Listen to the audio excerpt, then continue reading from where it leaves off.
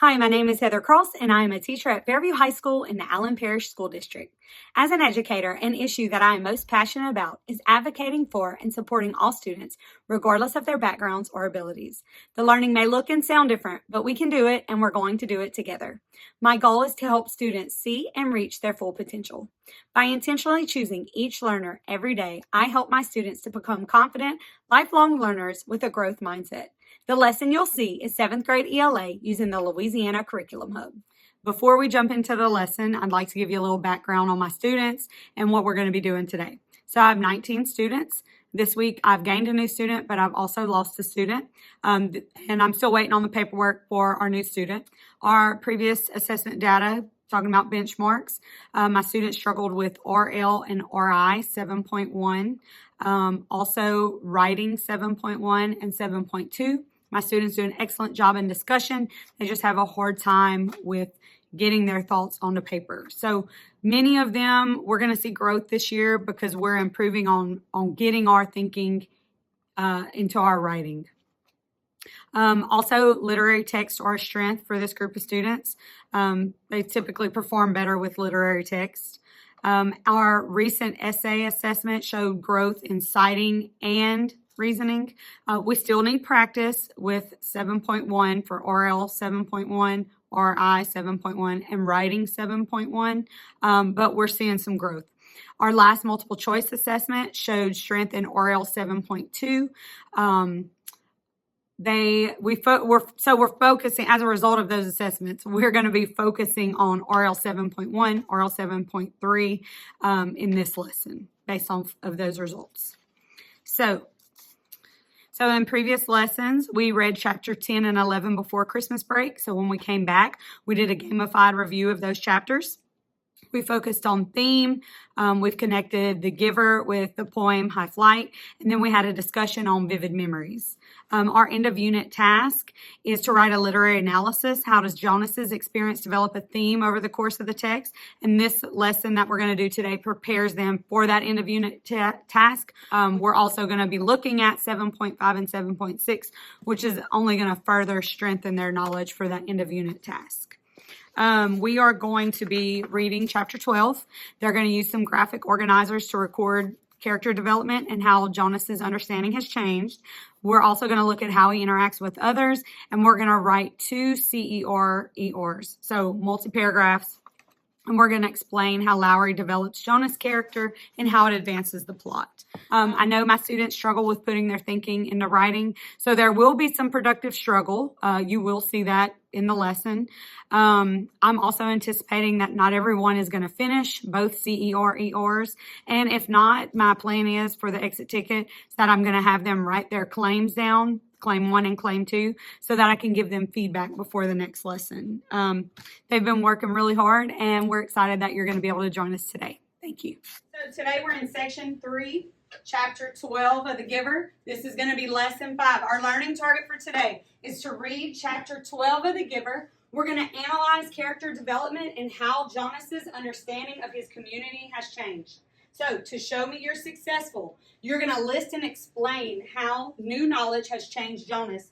You're going to analyze how complex characters develop and interact, and you're going to explain how Lowry develops Jonas's character and how this advances the plot, writing a multi-paragraph response. So, CER-ER times 2, right? So that means 2 paragraphs, claim, evidence, reasoning, okay? You have a copy of your learning target and your success criteria on your desk so that you can gauge your learning and your understanding as we go along, right? So how does what we're going to do today connect to what we've already learned? Yes, ma'am.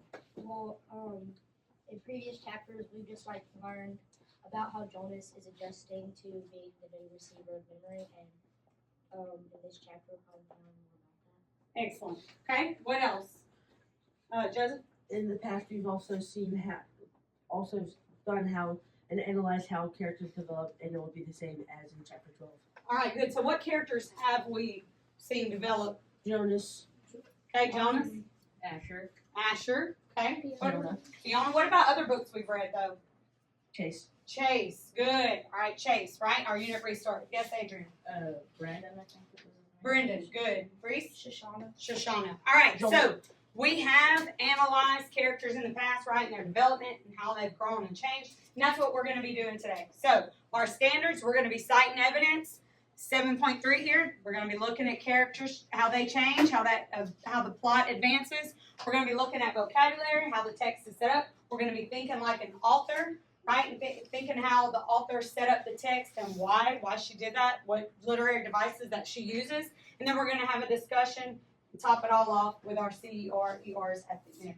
Okay, so to get us started, we are going to read chapter 12 of the Giver.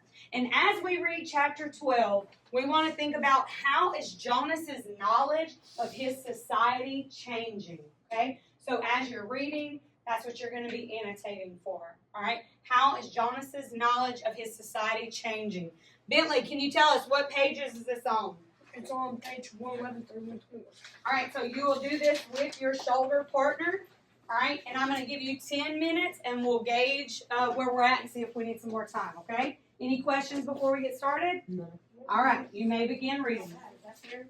Give me a thumbs up on your chest or a thumbs down, how you feel about that. If that's a good thing, give me a thumbs up. Yeah, I'm seeing a lot of thumbs down. That's kind of what I figured, right? Matthew, what else can you add to this discussion?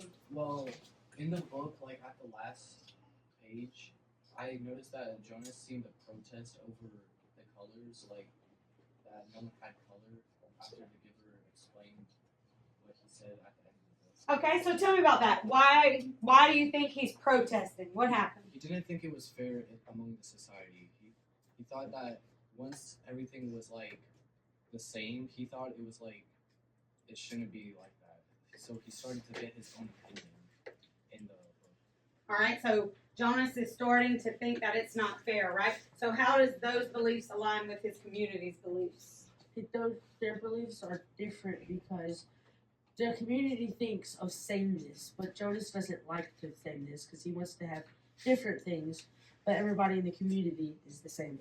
For his relationship with the Giver, I thought that it was a whole lot more comforting. Like they knew each other better. He was more comfortable. And for Jonas's deeper understanding of the community and society, I noticed that he had understood that they were more controlling than they seemed.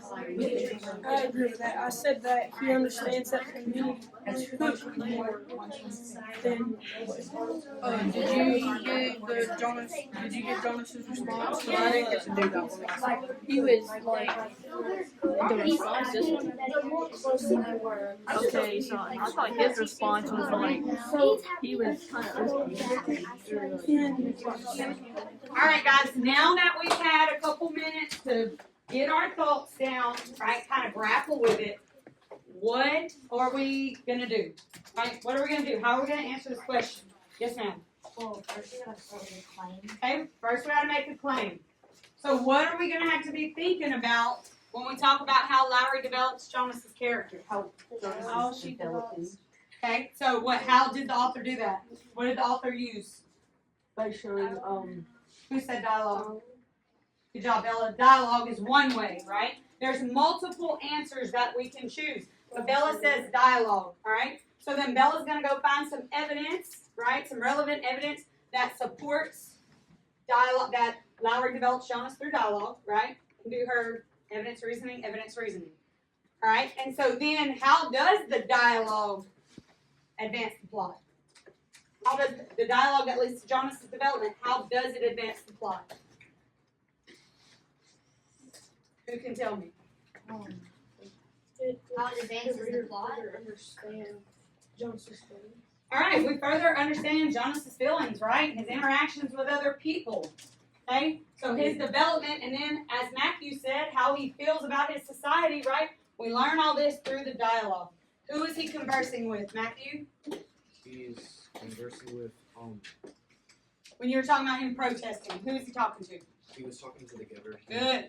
He's talking to the Giver. All right, so that's one way we can answer this, right? What else did the author use? Luca? Okay, what symbols did we see in the chapter? red. He started to see color. That's what Okay, what things were red?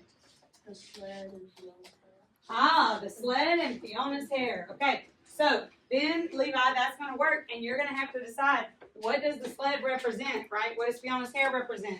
We've already talked about what the apple represents, right? So if you can make a connection and develop that with evidence and reasoning, you got it. That sounds good. So we can also say what else did the author use? Point of view, good. Whose point of view is the story written from? Jonas's, right? It's written from Jonas's point of view, right? And so what are we learning from Jonas? What are we learning? He can see color. Okay, so Jonas is telling us everything. Jonas is telling us everything. Not everything. He's telling us some things, not everything. Okay, so He's the only one that knows his life. chapter 13. Days went by and weeks. Jonas learned through the memories the names of colors. So Jonas is talking about himself. No, he's talking about all the other people. Jonas is talking about it. Not Jonas. Who's telling the story? Fiona's What is Lowry using to tell a story? It's a fictional text. Narrator. Thank you. Third person point of view narrator. Okay. All right. So before we leave for the day, on your learning target and your success criteria paper, I want you to write each of your claims. Okay. I want you to write each of your claims. So that way tomorrow, if we need to revise our claims, right, then I can give you some feedback.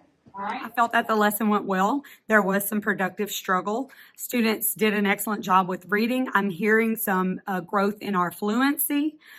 Students were able to fill out their graphic organizers and explain how Jonas and the giver's relationship has changed, and also how his character is developing throughout the lesson.